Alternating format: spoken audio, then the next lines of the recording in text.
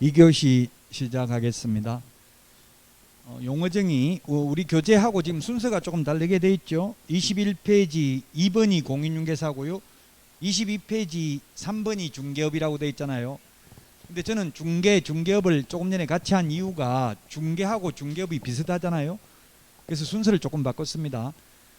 중개는 아무나 해도 되고 중개업은 개업공개사만, 직업으로 하는 것은 개업공개사만 할 수 있습니다.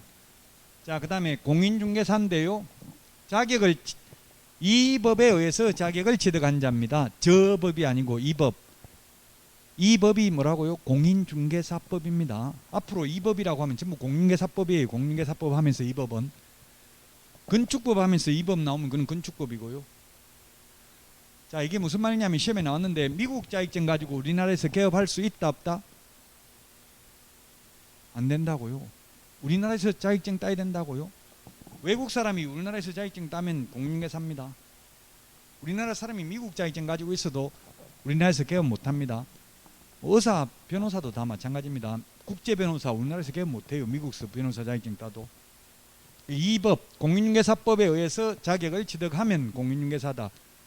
자격을 취득한 자인데 시험에 자격을 취득한 중개업자를 말한다. 자격을 취득하여 중개업을 영위하는 자를 말한다. X입니다. 우리나라의 지금 공인중개사는 50만 명입니다. 자격증을 취득한 사람은. 취득해가지고 개업하면 개업공개사. 옛날에는 중개업자라고 불렀습니다. 중개업자. 2014년도까지 중개업자라고 불렀습니다. 근데 중개업자, 청부사례업자, 사채업자, 왠지 업자라고 하면 뭐 악덕 폭리를 취하는 사람 막 이런 느낌이 들잖아요. 그래서 개업공개사의 공신력을 높이기 위해서 지금은 개업공개사라고 부릅니다. 등록한 자입니다. 등록한 자. 소속공인중개사는 자격증 취득해서 취직한 사람입니다. 자격증만 따면 공인중개사, 자격증 따가지고 개업하면 개업공개사, 자격증 따가지고 취직하면 소속공인중개사입니다. 자, 미성년자도 자격증 딸 수 있다 없다? 있다. 미성년자도 기출문제 지문이라고요. 취득할 수 있다. 외국에서 자격증 취득해도 우리나라에서 개업할 수 없다. 그 다음에 외국인도 우리나라에서 시험 보면 합격하면 공인중개사 될 수 있다. 베트남 분도 합격하신 분이 있어요. 그럼 베트남 분 우리나라에서 개업해도 됩니다. 자, 그 다음에 개업공인중개사입니다. 개업공개사는 등록을 한 자, 등록을 한 자를 개업공개사. 앞에서 옛날에 신고제를 하다가 허가제를 하다 지금 등록제라고 했죠. 99년부터. 등록이라는 것은 오를 등자입니다. 등산할 때 등자입니다. 오르는 게 등입니다. 등록. 기록을 올리는 게 등록이라고요. 즉 등록대장에다 적는 게 등록이에요. 이 사람 개업공개사다 하고 이렇게 등록대장에다 적어놓는 걸 등록이라고. 자동차도 등록하잖아요. 자동차 등록원부에 등록을 해놓으면 자동차 번호만 알면 누구 건지 다 조회가 되잖아요. 그 마찬가지로 개업공개사도 등록번호만 조회하면 누군지 다 나와요. 그래서 등록을 한 자를 개업공개사라고 합니다. 시험에 등록을 하여 중개업을 영위하는 자를 말한다. 등록을 한 공인중개사를 말한다. X입니다. 자격증 없는 분도 있어요. 등록한 자 중에는. 그 종별이라는 건 종류별 이 말이죠. 개업공개사의 종류가 3가지가 있다고요. 법인인 개업공개사. 법인이라고 하면 뭡니까? 법인. 법인이라는 것은 법적으로 사람이 법인입니다. 자연인은 숨을 쉬는 사람이고요. 민법의 인에는 자연인과 법인이 있잖아요. 그래서 회사입니다. 회사. 무슨 중개 주식회사 이런 게 법인입니다. 뭐 우리나라에 한 500개 정도 있고요. 법인 뭐 몇 개 있는지 시험에 나오진 않아요. 그 개수는 줄어들 수도 있고 늘어날 수도 있는 거니까. 대부분 99%가 공인중개사인 개업공개사입니다. 여러분들처럼 자격 취득해서 개업하면 공인중개사인 개업공개사가 되겠죠. 그 다음에 법 7638호 부칙 제6조 2항의 규정에 의해서 등록을 한 것으로 보는 자. 지금 우리 교재 24페이지에 보면 있죠. 24페이지에 나와 있습니다. 그 줄여서 앞으로 부칙개공 이렇게 하겠습니다. 너무 기니까 법 7638호 부칙 제6조 2항의 규정에 의해서 등록을 한 것으로 보는 자. 그럼 이게 뭐냐면 이분들은 옛날에 복덕방 자격증 없이 복덕방 하던 분들 공인중개사 자격제도를 처음으로 도입한다고 하니까 반대하겠어요? 찬성하겠어요? 반대하죠. 기득권을 다 지키려고 하잖아요. 그러니까 반대하니까 그래, 그러면 이미 지금 하고 있는 사람은 자격증 안 따도 계속 하도록 허용해 줄게. 새로 하는 사람만 자격증 따야 된다. 이렇게 하니까 반발할 수가 없잖아요. 그래서 옛날에 하던 분들도 등록한 것으로 본다. 등록하려면 자격증이 있어야 되는데 이분들은 자격증 없어도 그냥 한글로 인정해 준다고요. 등록을 한 것으로 본다. 옛날에는 중개인이라고 불렀어요. 중개인이라고 불렀는데 이분을 중개인이라고 불렀는데 2006년 노무현 정부 때 이분들은 전부 다 우리나라에서 지금 50억 이상 재산이 되는 분입니다. 중개인. 그러니까 우리 부르지도 말라. 잊어달라. 그 중개인을 중개인이라고 못 불러. 이제 홍길동은 아버지를 아버지라고 못 불렀는데 우리는 중개인을 중개인이라고 하면 왠지 무식한 사람, 돈만 많은 사람 이런 이미지가 좀 있다고요. 자격증도 없는 게. 이런 생각하는 분들이 있어가지고 이제 아예 중개인이라고 부르지도 못하고 법 7638호 부칙 제6조 2항의 규정에 의해서 등록을 한 것으로 보는 자. 부칙은 시험에 거의 안 나옵니다. 부수적인 규칙입니다. 지금 1월 4일부터 상가건물임대차보호법이 개정됐죠. 상가건물임대차보호법이 개정돼 가지고 그 부칙에 보면 부칙에는 시행 시기가 나와요. 코로나로 인해서 폐업을 한 경우에는 해지할 수 있습니다. 임차인이 3개월 지나면 효력 발생합니다. 3개월 지나면 주인 돈 내줘야 돼요. 코로나로 3개월 이상 집합금지, 집합제한 명령을 받아서 상당한 이유가 있는 경우는 해지할 수 있습니다. 임대차 계약을. 그 부칙에 보면 2022년 1월 4일부터 시행한다 이렇게 돼 있어요. 부칙은 보통 시행시기 이런 게 주로 나옵니다. 다음 주에 개정된 내용, 공인중개사법도 시행령 시행규칙이 개정됐거든요. 다음 주에 개정된 내용 강의하기 전에 또 한 10분 정도 자료 준비해서 말씀드리도록 하겠습니다.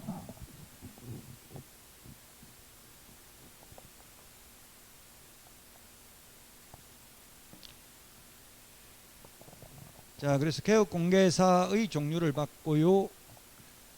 조금 전에는 공인중개사법에 의해서 중개업을 할 수 있는 법인인데 요거는 시험에 거의 안 나오는데 특수법인이라고 불러요. 특별법. 다른 법률의 규정에 의해서 중개업을 할 수 있는 법인을 특별법, 특수법인. 우리 교재는 24페이지 양가로 1번에 동그라미 2번 특수법인이라고 적어놨죠. 기역, 니은. 특수법인이란 특별법에 의해서 중개업을 할 수 있는 법인입니다. 우리 책에 간단하게 적어놨잖아요. 시험에 거의 안 나온다고 했잖아요. 그 특별법에 의해서 다른 법률에 의해서 중개업을 영위할 수 있는 특수법인이 4개밖에 없어요. 우리나라에. 근데 현실적으로 이 4개가 중개업을 한다 안 한다? 안 합니다. 그래서 시험에는 거의 안 나온다고. 현실적으로 일어나지 않는 것은 거의 시험에 안 나온다고 했죠. 그 특수법인은 등록 기준을 적용하지 않고 책임자가 공인중개사가 아니어도 된다. 요 2개만 기억하면 되고요. 자, 다만 이 4가지가 있는데 4가지 중에서 우리 공인중개사법에는 등록하라고 돼 있는데 특별법에서는 등록 안 해도 된다 이렇게 돼 있어요. 그럼 뭘 먼저 적용한다? 특별법. 그 특별법에 보면 이 3개는 등록 안 해도 된다고 돼 있어요. 한국자산관리공사만 등록 안 해도 된다 이런 말이 없어요. 그러니까 등록해야 되겠죠. 농업협동조합법에 의한 지역농협의 경우는 공인중개사법 제9조를 배제한다 이런 말이 있어요. 농업협동조합법에 원주농협 이렇게 그 지역 이름을 적어가지고 부르는 농협이 있어요. 옛날에 단위농협이라고 부르는 거 지금 원주농협인지 뭔지 뭐 모르겠는데 동이름을 적어가지고 보통 동이름을 적어서 하는 경우도 많이 있더라고요.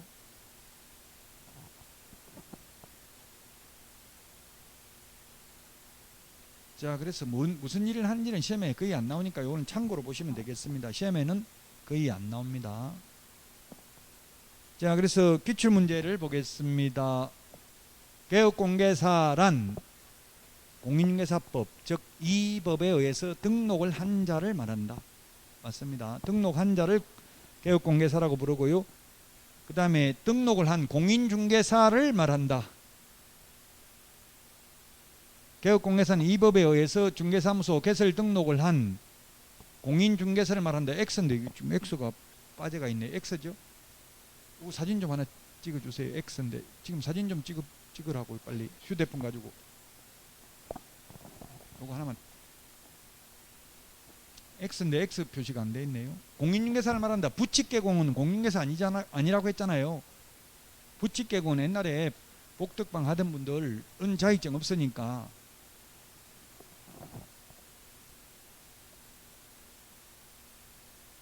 자, 그 다음에 소속공인중개사입니다. 소속공인중개사. 자격증 따가지고 취직한 사람이 소속공인중개사, 자격증 없이 취직한 사람을 중개보조원. 그러면 명함을 보면 소속공인중개사, 중개보조원 이렇게 적어 다니는 분은 하나도 없더라고요. 그럼 명함을 보면 소속공인중개사인지 중개보조원인지 알 수 있어요, 없어요? 있습니다. 명함에 보면 여자분들은 대부분 실장이라고 그래. 자격증이 있든 없든 실장, 박용덕 이렇게 적혀져 있다고요.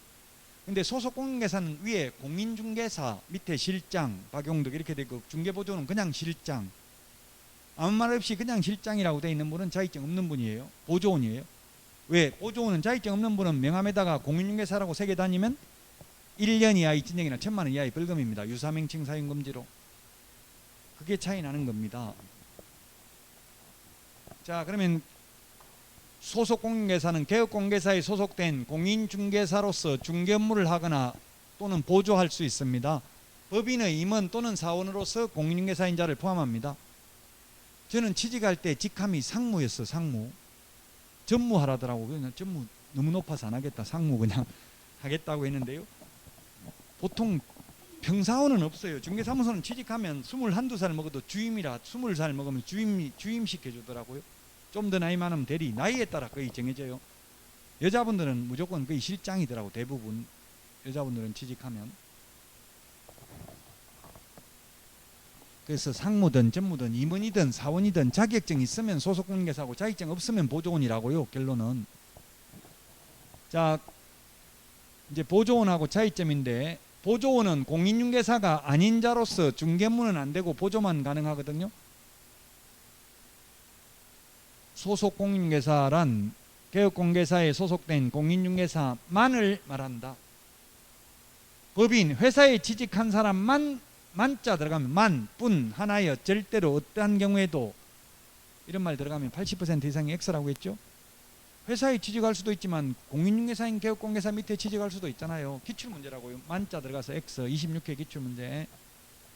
자, 그 다음에 개업공개사인 법인의 사원으로서 중개업무를 수행하는 공인중개사는 소속공인중개사가 아니다. 사원, 임원으로서 공인중개사는 소속공인중개사이라고 했죠. 포함이라고 했잖아요. 포함. 상무든 전무든 실장이든 자격증 있으면 소속공인중개사, 자격증 없으면 중개보조원이라고요. 아니다 했는데 X입니다. 사원이, 여기서 사원, 우리 공인중개사법상 사원은 임원하고 똑같은 사람이에요. 아무 말 없으면.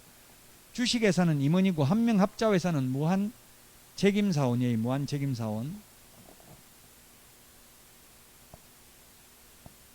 자, 그 다음에 개업공개사인 법인의 사원으로서 중개업무를 수행하는 공인중개사는 소속공인중개사가 소속공인중개사이다. 맞죠? 사원이라도 자격증 있으면 공인중개사 자격증 있고요. 중개업무 수행하니까 소속공인중개사 맞습니다.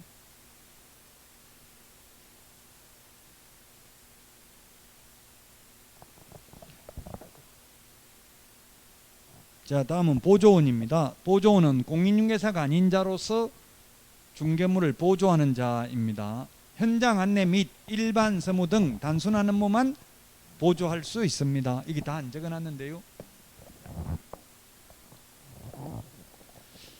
여기도 사진 한번 찍으세요. 하나만 더. 오해할까봐 지금 현장 안내 및 일반 서무 등 단순한 업무를 보조한다 이렇게 하는 게 정식 명칭. 우리 25페이지 맨 밑에 6번에 양가로 1번에 있죠. 6번에 양가로 1번.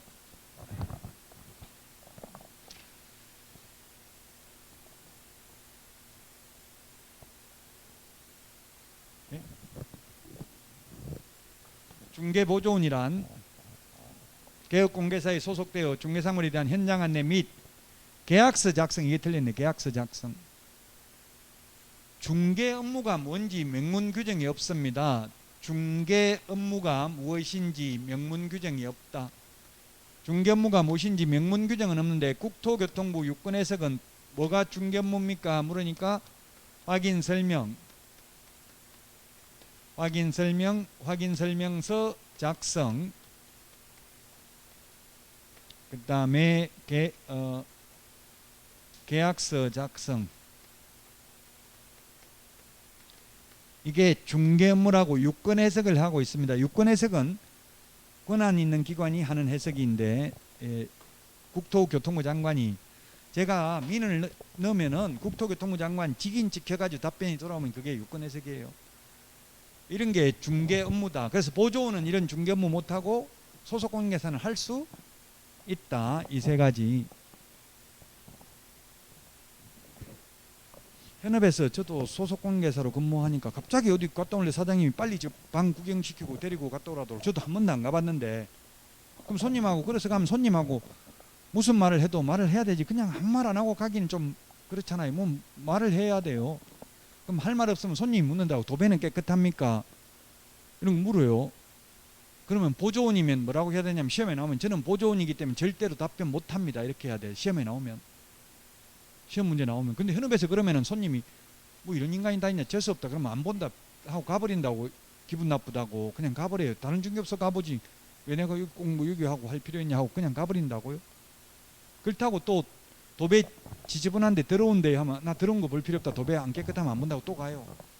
그럼 또 깨끗하다고 말해. 그러면은 야 사기꾼아 이게 깨끗한 거냐 이래. 금방 가 보고 나서 조심스럽다고 말하는 게, 그래가 잘못하면 아예 사장이 보고 오라고 했는데 혼자 들어가.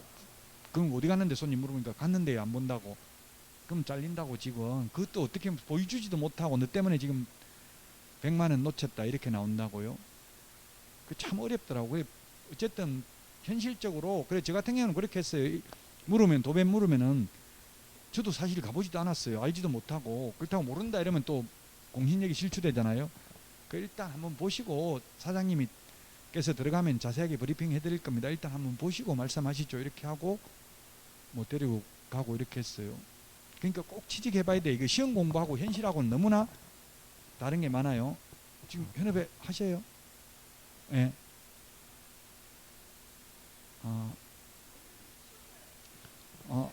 아버지가 하니까 뭐 가서 그래도 좀 분위기는 알겠네요. 그래도 좀 사무소에 커피 보조원 하면 커피밖에 못하. 이거 할 게 아무것도 없어요.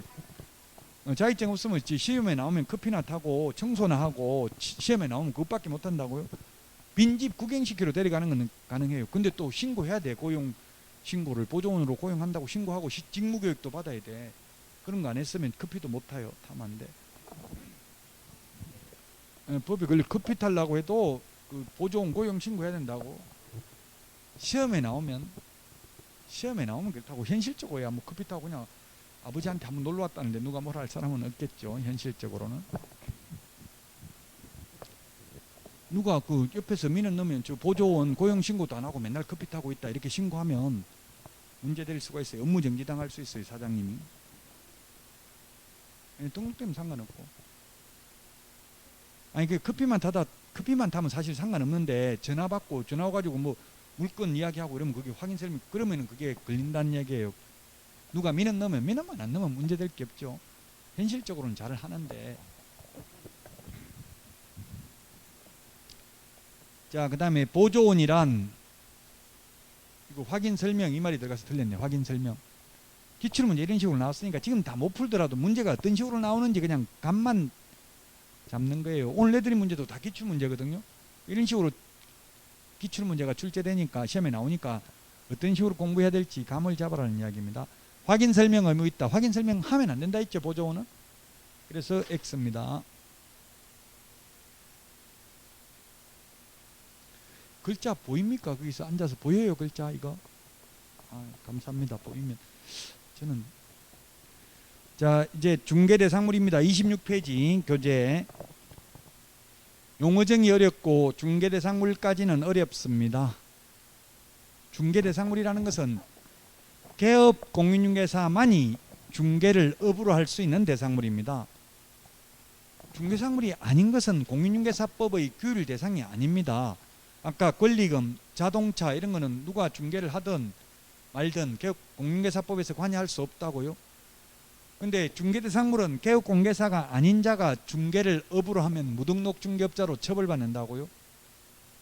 근데 어려워요. 사실 이게 어려운 게 왜 어렵냐면 그냥 토지라고만 법조문에 돼 있어요. 다른 말 아무 말도 없고. 그 법조문 26페이지 메뉴에 보니까 그냥 토지라고만 돼 있죠. 법조문에. 교과서 26페이지 있는 거 이거 그대로 있는 거잖아요. 지금 26페이지 토지라고 돼 있다고. 근데 시험에 토지가 중개상물이냐 아니냐 한 번도 시험에 나온 적이 없어요. 시험에는 뭐가 나왔냐면 무주부동산,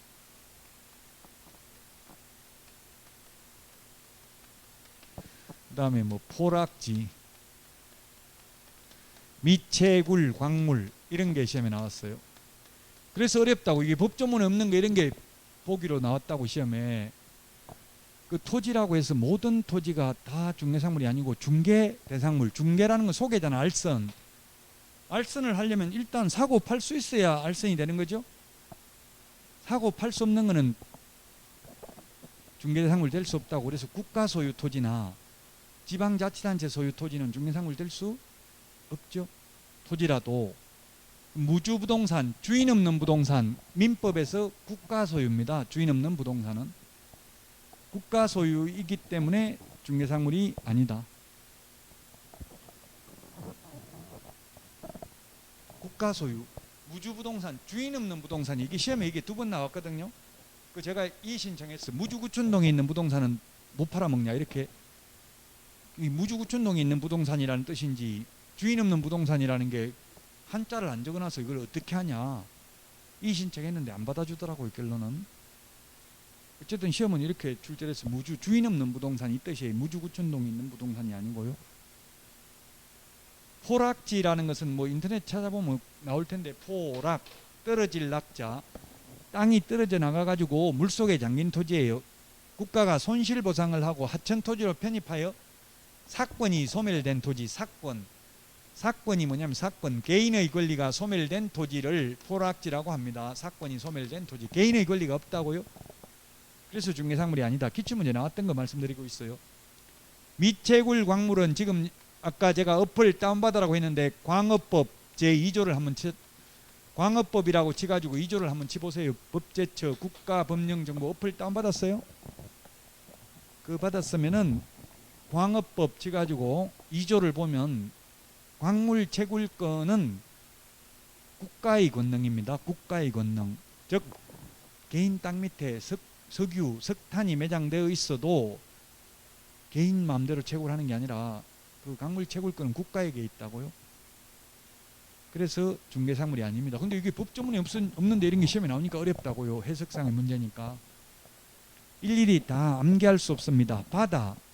바닷물 다 퍼내면 토지죠. 그러나 중개상물이 아니다. 바다는 개인 게 아니잖아요. 월드컵 경기장, 잠실 올림픽 야구장, 뭐 이런 거 중개상물 아니죠. 토지라도. 청와대 부지, 원주시청 부지, 땅이라도 토지라도 중개상물 아니잖아요. 사고 팔 수 없으니까. 예를 들면 여러분들 중개업소를 차리더라도 만약에 영구임대주택이나 국민임대주택, LH 국민임대주택 이런 거는 30년 동안 살 수 있는데, LH 국민임대주택 이런 거는 중개상물입니까 아닙니까? 아니라고요. 예를 들어서 LH 30년 국민임대주택에 살다가 나가려면 중개업소에 세입자 구해달라고 하는 게 아니라 LH에 나간다고 연락하면 LH가 새로 입주자를 모집합니다. 그 모집 요건이 뭐 소득이라든지 이런 게 일정한 재산이라든지 이런 게 요건에 맞는 사람만 들어갈 수 있어요. 그래서 중개상물이 아니라고. 그건 건물이라도. 그래서 중개할 수가 있어야 된다. 모든 토지가 다 되는 게 아니라 개인 토지여야 한다.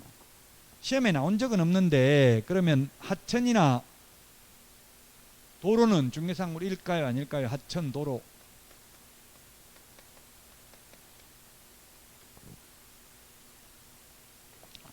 시험에 나온 적은 없는데 도로 이거는 중개상물일 수도 있고 아닐 수도 있다. 그래서 논란의 여지가 있으니까 시험에 안 나온다. 개인 도로, 개인 하천이면 중개상물이고 국가 지자체권은 아니다. 그냥 이렇게 하천 도로라고 하면 논란의 여지가 있다. 그래서 시험에 안 나왔다고요. 도로도 사도도 있어요. 사도, 개인 도로. 사도, 맹지라고 있잖아요. 맹지, 학개론에. 맹지가 무슨 말입니까? 맹지.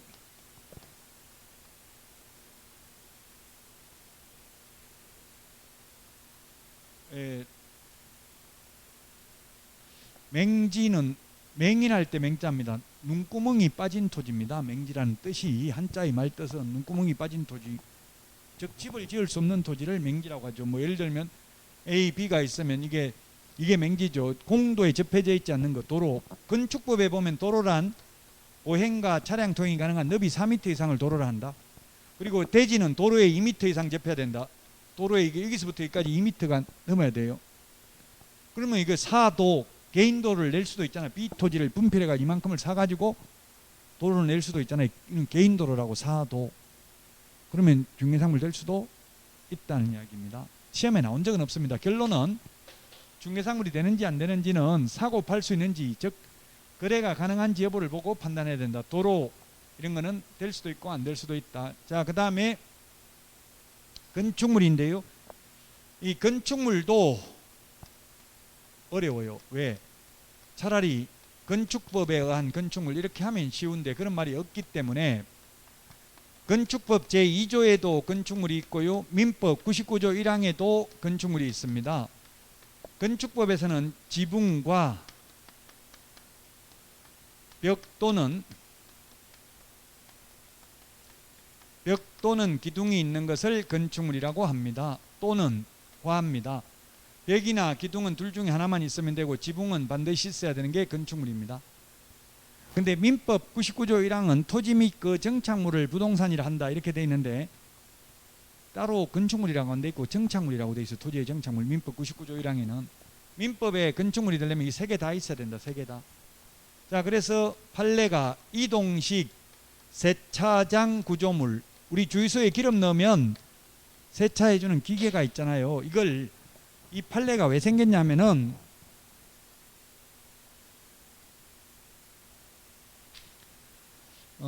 28페이지 우리 교과서 28페이지 그 판례 맨 위에 1번 세차장 구조물이 중개상물인지 여부, 맨 마지막에 보니 2008 도에 9427 이렇게 돼 있죠. 도 이 사건 번호를 아까 법제처 국가법령정보에 이 사건 번호 치면 판례 볼 수 있어요. 법제처 국가법령정보 아까 거기에 보면 판례도 검색 가능해요. 아이콘 저울 모양으로 되어 있는 게 그게 판례예요. 그게 해가지고 검색해도 되는데 판례를 보면 가나다가 있고요. 고노도가 있어요. 고노도. 가나다는 민사사건, 고노도는 형사사건에 대한 판례입니다. 이건 지방법원, 고등법원, 대법원입니다. 그래서 도라는 말은 대법원 형사사건 판례라는 뜻입니다. 사건 번호가 도면 시험에는 안 나옵니다.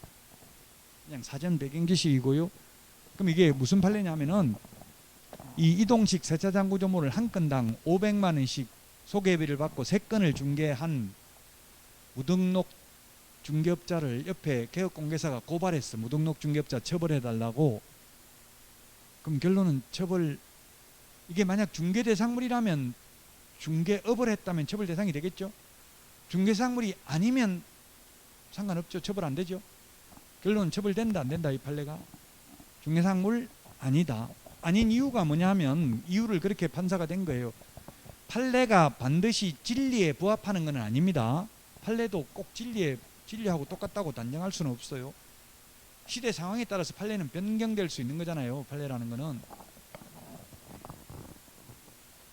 판사는 뭐라고 했냐면은 이 건축물은 건축법상 건축물을 의미하는 게 아니라 민법상 건축물을 의미한다. 이동식 세차장 구조물도 지붕이 있고 기둥이 있기 때문에 건축법상 건축물에는 해당된다. 그러나 주벽이라고 할 만한 것도 없고 볼트 조립 방식으로 되어 있어 쉽게 분리 철거가 가능하여 이를 민법상 건축물이라고 볼 수는 없다. 그러므로 중개대상물이 아니다. 따라서 아무나 중개하고 돈을 받아도 공인중개사법 위반은 아니다. 그 판례가 지금 28페이지 맨 위에 판례 1번 있잖아요. 자, 그 다음에 또 이 건축물이란 현존하고 있는 건축물뿐만 아니라 미래의 건축물, 장래에 건축될 예정인 미래의 건축물도 중개대상물에 해당된다. 판례가. 미래의 건축물은 뭐가 있느냐 하면 두 가지가 있다. 동호수가 특정된 분양권이 있고요. 그 다음에 입주권이 있습니다. 입주권. 동호수가 특정된 분양권은 미래의 건축물로서 중개상물에 해당된다. 근데 입주권, 시험에 입주권이 중개상물이다 아니다 그냥 이렇게 시험에 나온 적이 있어요. 여러분은 뭐라고 생각합니까? 입주권은 중개상물이다 아니다. 예, 아니다라는 취지로 시험에 나왔어요. 기출문제 가정답은. 근데 본정답에서는 모두 정답 처리됐습니다. 입주권에는 두 가지가 있습니다. 추첨기일날 추첨을 하여 당첨되면 입주할 수 있는 권리에 불과한 입주권은 중개상물이 아니다. 그러나 도시 및 주거환경정비법에 의해서 관리처분 인가받은 입주권은 중개상물에 해당된다.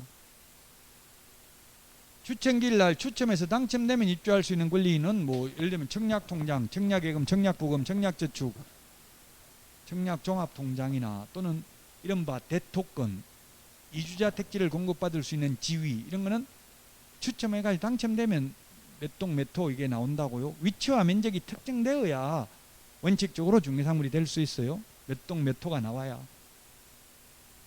그래서 이게 어렵다고요. 법조문이 없는데 이게 해석상의 문제니까.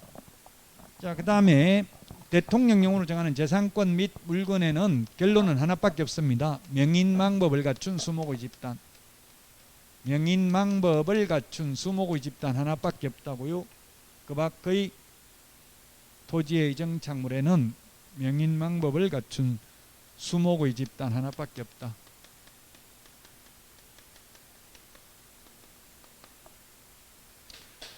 명인망법을 갖춘 수목의 집단 하나밖에 없습니다.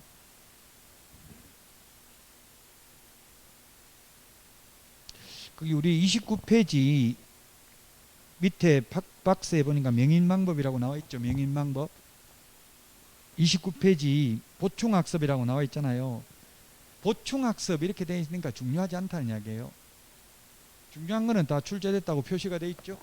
예, 명인망법 명백하게 명인망법이라는 것은 명백하게 누구 소유인지 인식할 수 있도록 관습법상 공시방법을 갖추는 것을 말합니다. 나무 껍질을 벗겨서 묵서 붓으로 이름을 적는다든지 담장을 쌓아둔다든지 새끼를 치놓는다든지 새끼줄 이렇게 줄을 치놓는다든지 이렇게 관습법상 공시방법을 갖추면 공시 우리 공시법 할 때 공시라는 말 뜻은 뭐예요? 공시라는 말이 공적인 장부에 공개 표시하는 걸 공시라고 합니다.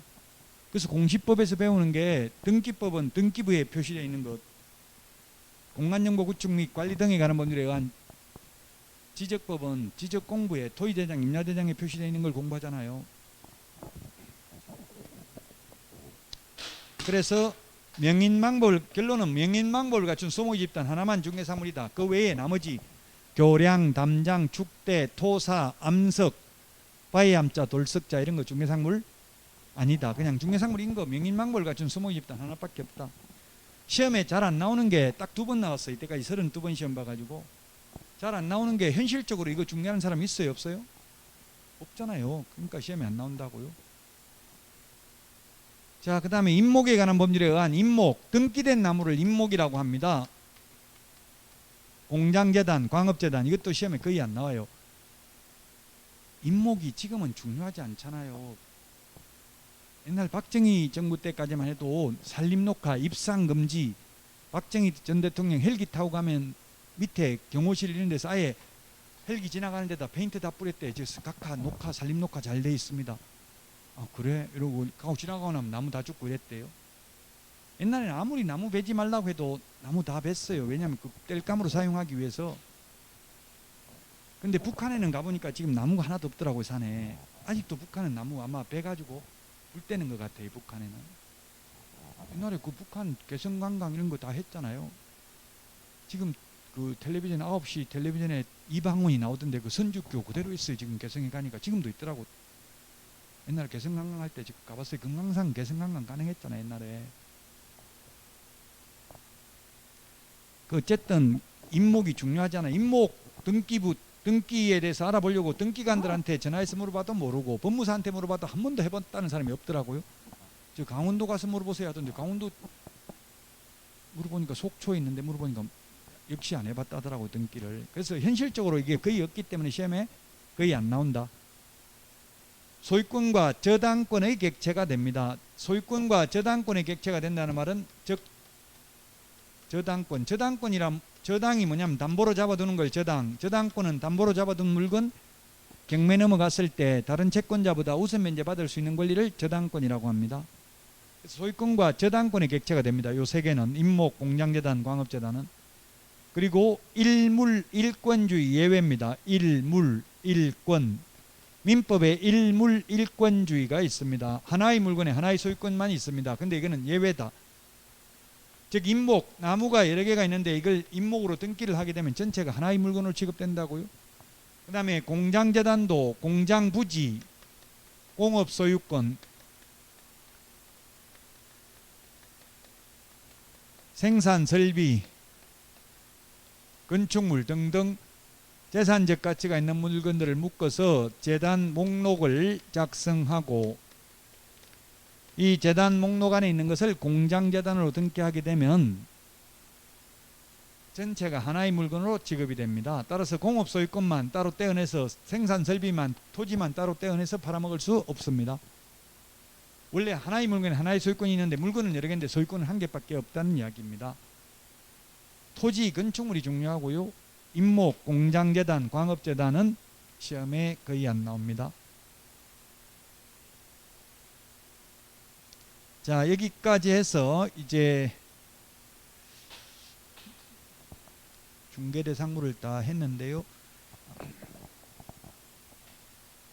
기출문제를 보면은 미채굴 광물, 중개상물 아니라고 했고요. 온천수, 금전채권, 점유 이런 것도 중개상물이 아니다. 이런 게 32회 때 출제된 겁니다.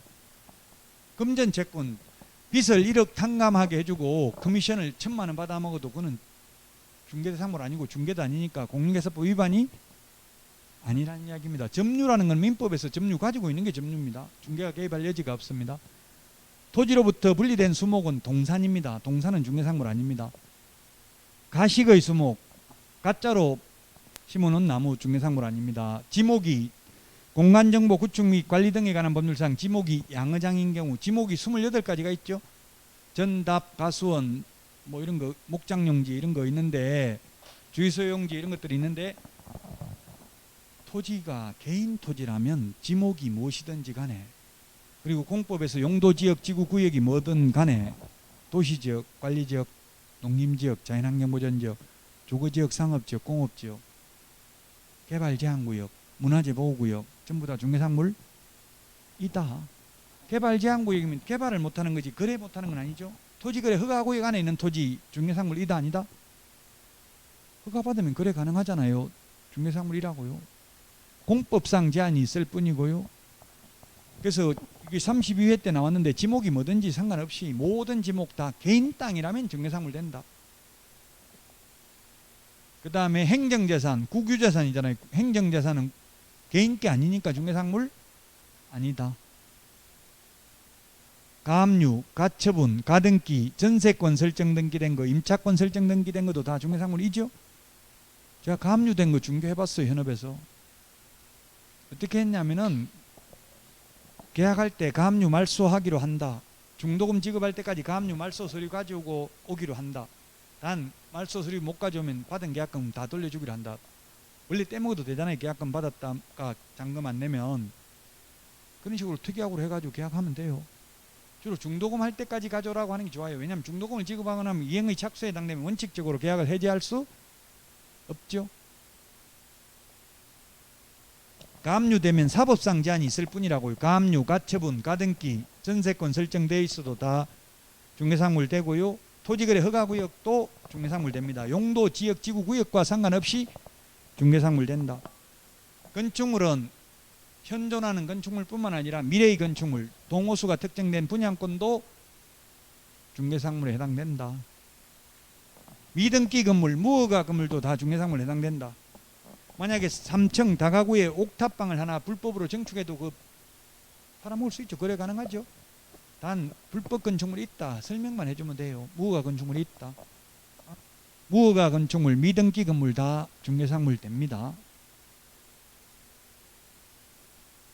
자, 그 다음에 주택이 철거될 경우 공익사업을 위한 토지 취득 및 보상에 관한 법률에서 이주자 택지를 공급받을 수 있는 지위, 원주도 보면 이게 신도시죠. 이게 신도시 택지지구에서 한 데가 많다고 아파트 지은 데가. 그런 건 다 원주민들에게 이주자 택지를 공급받을 수 있는 지위를 받았다고요. 대토권이라는 게 현금 보상 대신에 토지로 받는 게 대토권이에요.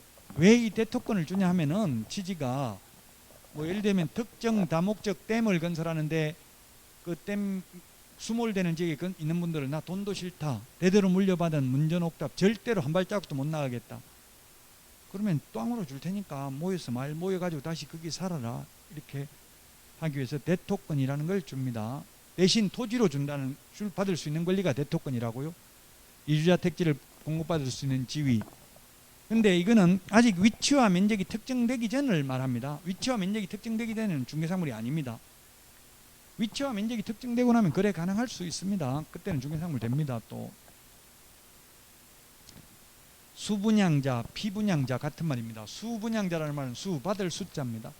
분양받은 사람을 수분양자라고 합니다. 피분양자, 분양당한 사람, 분양받은 사람 같은 말입니다.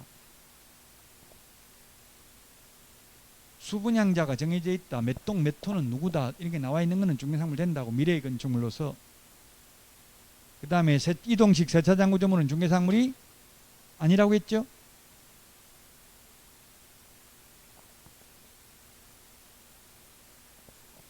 그 밖의 토지의 정착물은 시험에 잘 안 나온다고 했어요. 명인망법을 갖춘 수목의 집단 중개사물이 이다. 2번 출제했어요. 2번. 제가 아까 2번 나왔다고 했죠. 명인망법을 갖춘 수목의 집단. 가짜로 심어놓은 나무, 정원수, 정원석, 정원수 이런 거, 이거는 동산이고요. 암석, 바위암자, 돌석자, 흑토자, 모래사자. 여주보, 원주 오기 전에 여주 지나서 왔는데, 여주보에 보면 모래가 지금도 논에 엄청나게 쌓여 있어요. 이명박 정부 때 4대강 사업하고. 봤어요? 지금도 있죠. 쌓이는데 그 논 주인들은 좋아할까요, 싫어할까요? 농사도 못 짓고 있는데. 좋아해요, 싫어해요? 안 물어봤어요? 네?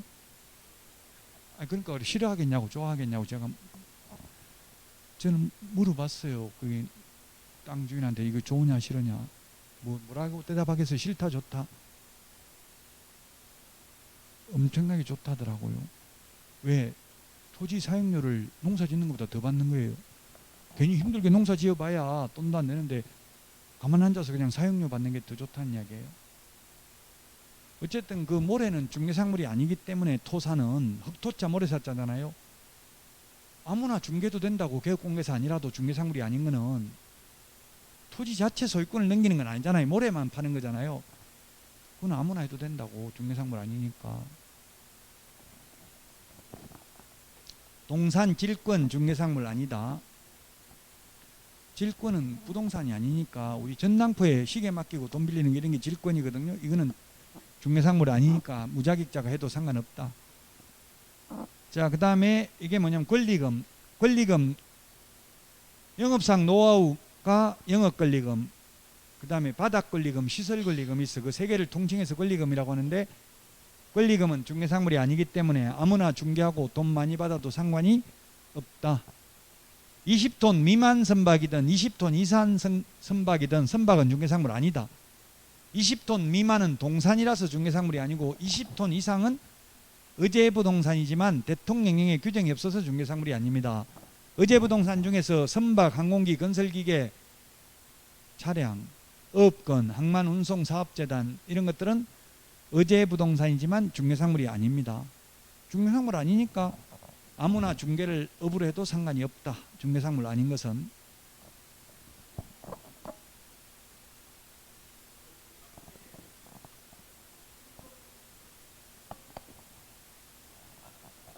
예. 행정재산이 오라고 돼 있었어요. 여기가 아니가 이 앞에 있어요. 행정재산 몇 번에 어디 있지? 행정재산. 예, 공용 폐지가 되지 아니한 행정재산인 토지는 중개상물에 해당하지 않는다. 않는다니까 오네, 그죠? 예, 해당된다 했으면 X인데. 일반 재산도 원칙적으로 안 돼. 옛날에 잡종재산이라고 부르는 게 일반 재산인데, 일반 재산도 왜냐하면 국유재산은 공개 입찰의 방식으로 매각을 해야 돼요. 공유재산 및 물품관리법 시행령 제46조에 보면 공개 입찰 방식으로 매각해야 된다. 단 2번 이상 유찰된 경우에는 수의계약을 체결하거나 개업공개사에게 중개보수를 지급할 수 있다, 이렇게 돼 있어요. 그래서 예외적으로 중개사물이 될 수는 있어요. 일반 재산은 원칙적으로는 안 되고요. 그냥 일반 재산은 무조건 안 된다 이렇게는 안 나오고 아마 뭔가 단서가 붙을 거예요. 그냥 일반 재산은 원칙적으로는 안 돼요. 만약에 아무 말 없이 물으면 원칙을 답해야 되죠. 예외를 답하면 안 되고요. 원칙은 안 되는데 예외적으로 2번 이상 유찰되면 가능할 수도 있다고요. 2차만 하신다고 했죠. 네. 역시 그러니까 수준 높은 질문을 하시네요. 여기도 했죠 지금. 이건 안 했나? 아직 여기는 안 한 거예요? 안 했네. 소유권 보존 등기를 이 앞에까지는 했죠. 소유권 보존 등기를 받을 수 있는 수목의 집단은 임목 등록 원부에 지금 이게 17회 제가 시험에 잘 안 나온다고 했잖아요. 17회 나오고 지금 15년 동안 출제 안 됐잖아요. 이런 거는 그냥 신경 안 써도 된다고. 우리 건물도 등기하려면 소유권 보존 등기하려면 먼저 건축물 대장부터 먼저 만들어요. 토지도 토지 대장부터 먼저 만든다고요. 토지가 새로 생기는 게 있을 수 있어요, 없어요? 예? 어떤 경우 바다 매립해가지고 공유수면 매립법에 의해서 매립해서 매립 인가받아서 중고 흥가받은 이런 게 있을 수 있죠. 맞습니다. 시험에는 17회 나오고 안 나왔다고. 지금 15년 동안. 이런 건 크게 신경 쓰지 마시라고요. 그 다음에 임목도 별도의 부동산이기 때문에 토지와 분리하여 양도할 수 있습니다. 이렇게 토지 소유자와 임목 소유자가 달라진 경우는 임목에 관한 법률 제6조에 의하면 법정재산권이 성립된다. 그 다음에 공장 및 광업재단 재단법에 따른 공장재단은 중개상물이다. 공장재단, 광업재단은 중개상물이라고 되어 있고요. 자, 여기까지 하고 쉬었다가 이제까지는 이제 어려웠는데 공인중개사 제도부터는 어려운 거 해석상 문제는 없어요. 그냥 법조문 그대로만 기억하면 돼요. 쉬워요. 이제 지금부터는. 쉬었다가 하겠습니다.